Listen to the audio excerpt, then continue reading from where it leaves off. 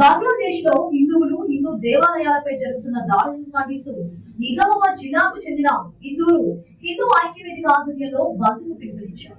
ఈ సందర్భంగా ఐక్యవేదిక నాయకులు మాట్లాడుతూ బంగ్లాదేశ్ లో హిందూ ఆలయాలపై జరుగుతున్న దాడులను ప్రతి హిందువు ఖండించాలని కోరారు. ఇందూరులోని వ్యాపారస్తులు, చిరు వ్యాపారులు, విద్యా సంస్థలు బంద్కు సహకరించాలని కోరారు. గత 15 రోజులుగా బంగ్లాదేశ్లో హిందువులపై దాడులు, అదేవిధంగా మహిళలపై ఆకృత్యాలు, అదేవిధంగా మందిర్లని ధ్వంసం చేయడము ఏదైతే ఉందో దాన్ని మన ఇందూరులో హిందూ ఐక్యవేదిక తరపున ఖండిస్తూ రేపు ఏదైతే 14వ తారీఖు నాడు ఇందూరు జిల్లాని బంద్ ప్రకటించారు.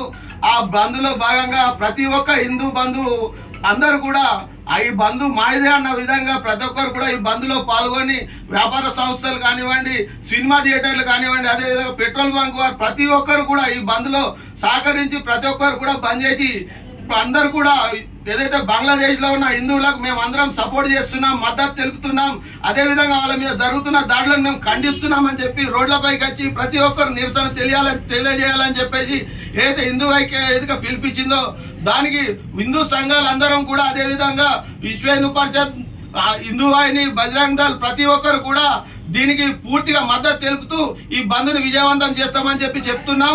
మీరు కూడా ప్రతి ఒక్క హిందూ బంధు ఈ బంద్లో పాల్గొని విజయవంతం చేసి వారికి మద్దతు తెలపాలని తెలియజేస్తున్నాం. జై శ్రీరామ్. అందరికీ జై శ్రీరామ్. రేపు ఇందూర్ బంధుకి పిలిపించిన హిందూ ఐక్య వేదిక ప్రతి ఒక్కళ్ళు బంధును పాటించాలా, దీన్ని సహకరించాలా.